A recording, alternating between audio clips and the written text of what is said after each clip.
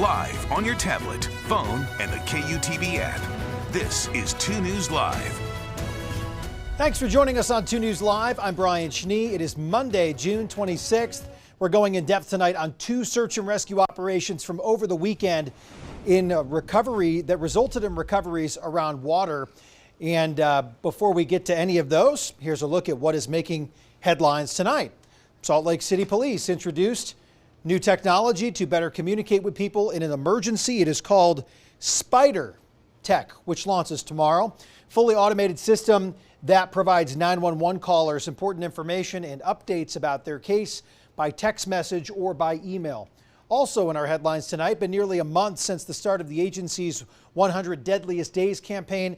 This would be UDOT, UHP, which is between Memorial Day and Labor Day. That is coined the 100 Deadliest Days. Since the start, UHP reports there have been 19 deadly crashes with 22 people killed out of those crashes. Fireworks now on sale here in Utah. You can't light them off, however, until July 2nd. Sandy City releasing a map of the area showing where it's allowed in that city limits. Police say it's important to check with your city before you light off any fireworks. Also in our headlines tonight, the Utah Jazz making those moves. According to ESPN, the team is planning to trade Rudy Gay and a future second-round pick to the Atlanta Hawks. In exchange, the Hawks will be sending John Collins to the Utah Jazz. As we go in depth tonight, you can always get in touch with us throughout the show. You can use the hashtag 2NewsLive to join the conversation. You can always find us on Facebook, Twitter, Instagram as well. Send me a direct message there to weigh in.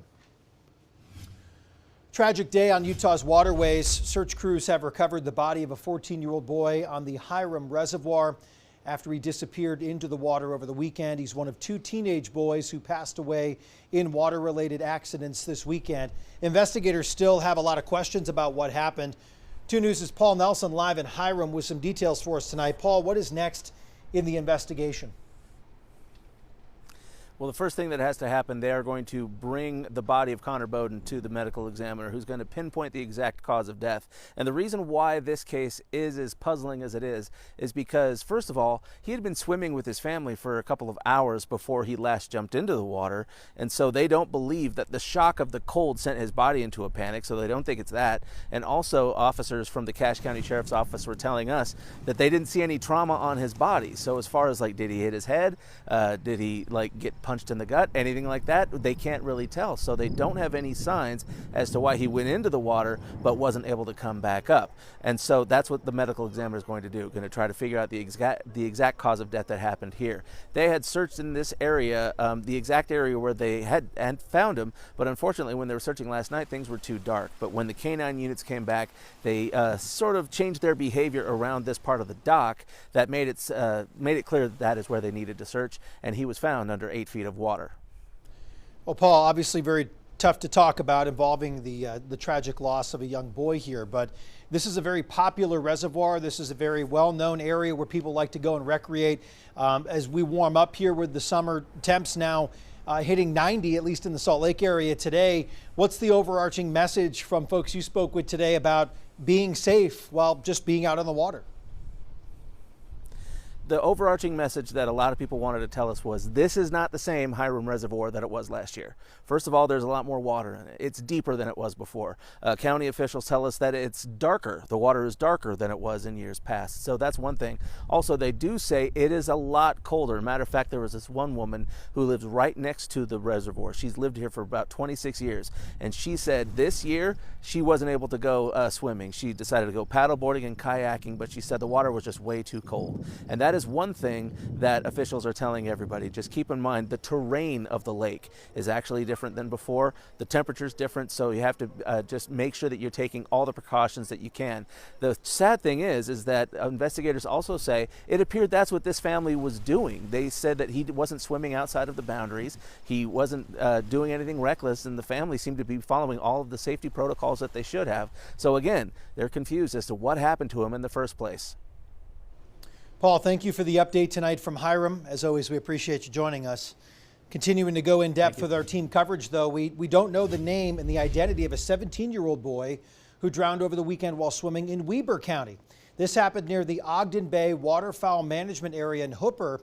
Daniel Woodruff live there for us tonight. Daniel, it appears the Weber County Sheriff's Office will not release that boy's name, correct? Yeah, we had been expecting it at some point today, but late this afternoon we got a news update from the Weber County Sheriff's Office. They told us that they will not be identifying any of the teens involved because they are juveniles. So at this point, we do not know officially the name of that 17-year-old boy who was swimming near here yesterday with some friends. Officials say they got past a locked gate into an area that was off limits. They say the teen boy went into the water, got caught in an undercurrent, it appears, and was pulled under. He did not resurface. One of his friends, according to officials, tried to save him. That friend was okay, but this 17-year-old boy ended up drowning, and his body, according to the sheriff's office, was recovered last night about 9:30. Daniel, what did the Weber County Sheriff's Office say about water conditions right now? I know this is a different circumstance because it seems as though this was a situation where they should not have been swimming in this location, but in other places in the county right now, I mean, water's still moving fast. Are temperatures a concern? They basically said, and it's similar to what we just heard with Paul Nelson up in Hiram, that the water is cold, and even though it's receded, it is still very high. So they said it's critical to wear a life jacket if you're going to recreate in the water. This is obviously a tragedy. We've been trying to learn more information about this boy. I did talk to a few of his friends off camera, people that were actually gathered here. My photographer Dario Jokic and I have been driving around the area throughout the afternoon. It's quiet here in this part of Weber County. We do expect maybe we'll learn more later, but as of now, officially from the sheriff's office, no identification for the teen boy or the others who were with him yesterday when they were swimming when that 17-year-old went underwater and drowned. Daniel Woodruff live for us tonight in the Hooper area. Just two grim updates, unfortunately, here to begin 2 News Live, but that's the reality of what we've been dealing with over the course of the last few days when it comes to people swimming and getting out. And of course, did you get the push alert sent to your phone? We've been trying to keep you updated on these incidents and these updates that we've been getting from both search and rescue operations. To get breaking updates like this, just download the 2 News mobile app. Let's take a live look outside at some road conditions. Midvale area, Murray area, both of these spots right now a little bit backed up. This is that spot where the 215 interchange meets up there with I-15. To the right is a very popular place for me. That is Topgolf, so I know it well. And this is also a way here that does get jammed up pretty good this time of night. So if you're heading southbound in this general direction, you are probably used to this one about now. 215, I-15, kind of merging together. Slow go at 5:30. Always, yeah, to be expected. Chase Thomason here, who needs no introduction. Chase, another warm day. 90 degrees today, but we haven't hit 100 yet. So overall, I'd say this June is shaping up to be a nice one. We hit 100 degrees 3 times so far last year. So this is a little bit more what we're supposed to be seeing. So I did a little research for you. We hit our first 100 degree on average July 7th. So we haven't done it yet, so we might actually be closer to normal. We'll see. Not forecasting any triple digits. The earliest, though, was last year, which was in early June, June 4th. We averaged 6 days in the triple digits here in Salt Lake City. Last year, 34 days at or above 100 degrees. It's just amazing what a difference a year can make, right? Huge. Because obviously our winter was historic, so maybe we were thinking, what will this summer really shape up to be like? Right. Obviously, we're still in the earlier stages of summer, so July could shock us a little bit. Kind of near average so far for June. We'll see what July happens, but it does look toasty. I've never been so happy being average. Well, seriously, you know, here we are. I've always been a little bit below average, I think. There we go. Let's get to your forecast. Here's what you can expect. Over the next 24 to 48 hours, I think you're going to like those temperatures. There is a storm system that's kind of just trying to move into Utah. Unfortunately, though, it has been kicking up the winds, and we're probably going to see more wind out in eastern Utah as a result. You'll see that our winds kind of change direction out here in northern Utah, but they're still out of the southwest in southern and eastern Utah, and that's where we've had some gusts approaching 40 miles per hour.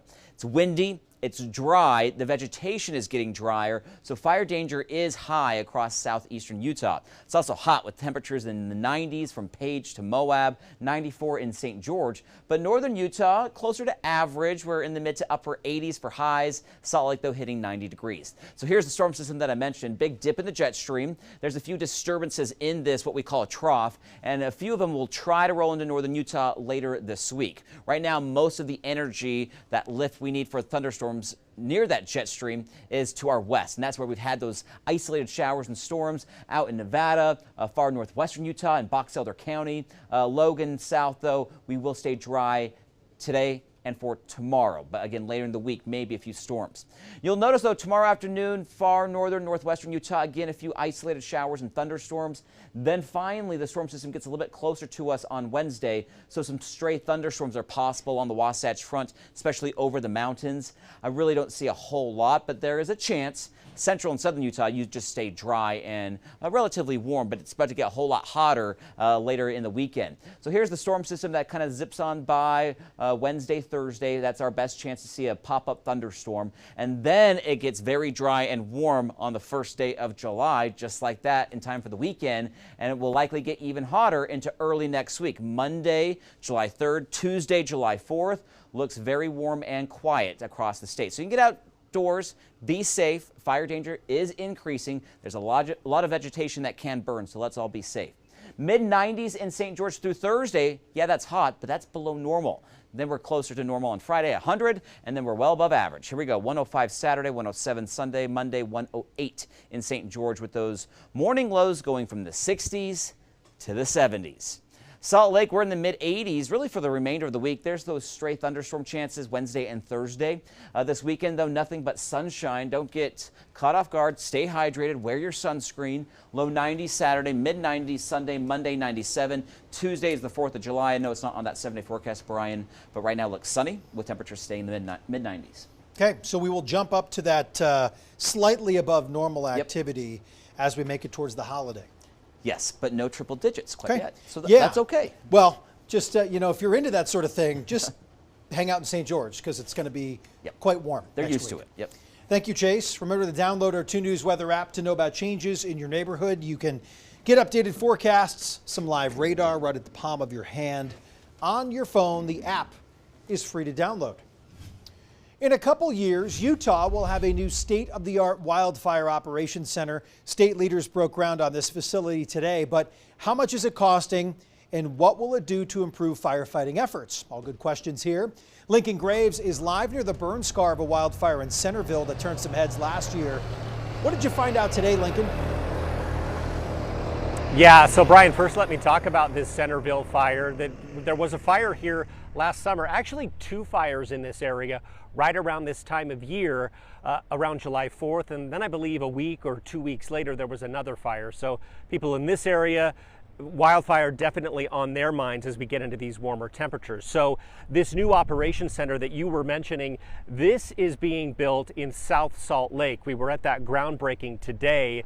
This is a new operations center that will sort of centralize things in the area. The current facility is down in the Draper area on the site of the old state prison. Of course, that area is being redeveloped and all of those old buildings are being torn down. So they have to, this was essentially mandatory. They had to find a new home for firefighters. And again, they're centralizing things. They're going to bring in people as well that are also housed in the Department of Natural Resources office in Salt Lake City. So sort of a centralized place. I asked them how that helps fighting wildfires.